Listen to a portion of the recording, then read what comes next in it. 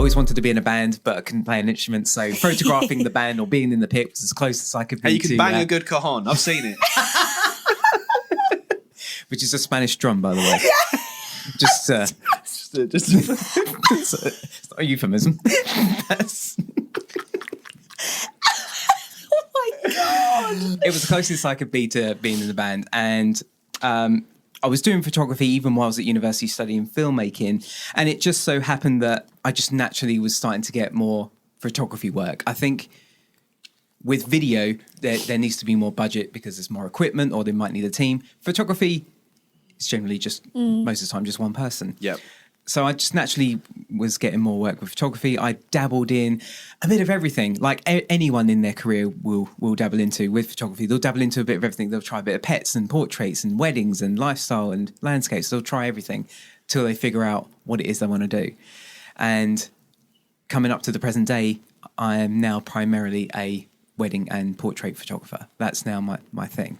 So when I was doing portraiture, it was mainly with music. It was mainly artists and musicians.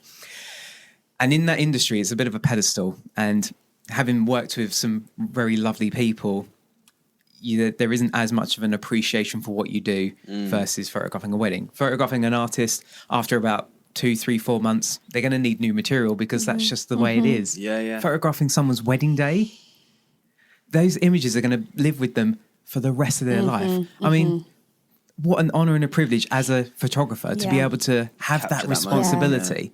And that's why I love that genre, because there's a level of appreciation is unreal. Yeah. Out of all your photography ventures, my favourite shots you've ever done, and I don't know why I'm drawn to them so much, is that you remember the video you did in Iceland? Yes. Oh, it's one of my favourite videos. Really? One of my all-time favourites. And I've watched it God knows how many times. Oh, wow. Because I just think the photos you got on that trip are stunning. Thank you, man. And I've always wanted one. But I don't know how to get. I mean, I'd happily buy one off you, but I want to put one up because I found this thing where you can get an acoustic panel with an image printed on the canvas, and I'd love one of your Iceland ones. Oh, yeah, great. Okay, I'd love to do that. Brilliant. But I'll put that video also in the playlist because it is one of my favourites, and I just love the adventure of it. Thanks, you man. know. Thank you. Thank you. Did you get to shoot the Northern Lights that we had over here? I didn't. I'm part of the meme that was asleep. I was asleep too. I'm worse. I was awake doing work with the curtain shut. Not on social media. I spent the rest of the next day just like, I'm fuming. But one thing that we should say so people don't get annoyed about it is, I think Rob Beckett did a really funny TikTok or Instagram about it, and he was like, you don't see it with your eyes. You have to see it through a camera. So if you've seen it through someone else's photo, you've seen it. That is so true. It's the same thing. That is Your so photo true. is not going to look any different to anyone else's. It's so true because for the photographers listening, when I was in Iceland, you look up at the sky, you kind of see it, but it's not until you set your camera to a 15-second shutter speed when it draws all of that light and makes it brighter. Then you ultimately see what it was there. But with the naked eye, it's nowhere near as strong as what you're seeing with the camera. When you set it up correctly and you set your shutter speed accordingly. Yeah. Interesting. Okay, I feel a bit better now. So, I know for a fact, as a photographer, you have some incredible stories, especially when you were doing a lot of your travelling. As we're in the present day, would we be able to maybe pick one or two of those stories that you'd be happy to tell us? Because I know some of them have been quite exciting and maybe some quite testing ones. So one that's immediately comes to me was when I was asked to do a project with Olympus. I took one of their cameras out and we went to Ethiopia. And so this travel trip, we were documenting people in their natural habitat, basically. And it was obviously utilising the camera. But my approach is I love working with people and shooting portraits. It's not so much of a documentary point of view. They're very aware they're having their photograph taken. And again, I'm sure that there'll be a video in the show notes for context. So we were in a village, and as we have a translator with us who was with us for the whole trip, and all of a sudden we had some very angry men walking towards us, and they were my translator was kind of diffusing the situation. Obviously at this point I don't know what they're so angry about, so we'd paid to actually go into this village, and the argument was that because we were professional photographers. I don't know why I did that. The reason why I say that was because there were arguably other people there that had even bigger cameras than I had. But the reason I think what gave it away is because we had flashes, so we appeared professional. So because of that, they felt that we needed to pay more money. So they just like, look, we'll just go.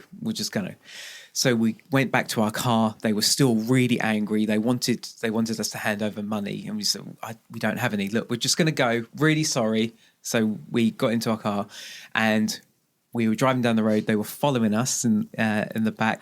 Then they pulled up and they stopped our car and came to the window. There was more talking, and my translator said, they're escorting us to the embassy.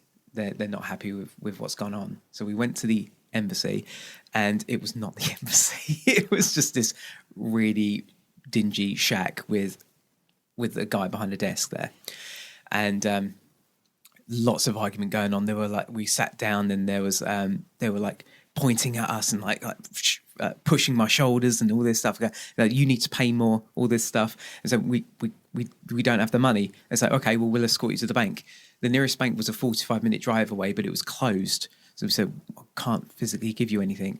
So they said, well, you're going to go in the morning then. So they waited outside our chalet with machetes in case we ran away. So didn't sleep that night because they were waiting for their money. And eventually morning came and got to the bank and then gave them whatever money they wanted. Oh my God. So it was really scary. And we almost didn't make it home as well because there was right outside the airport, there was a big protest going on. I think someone, quite a high religious person, died. So there was lots of touch and go whether we would make it home or not.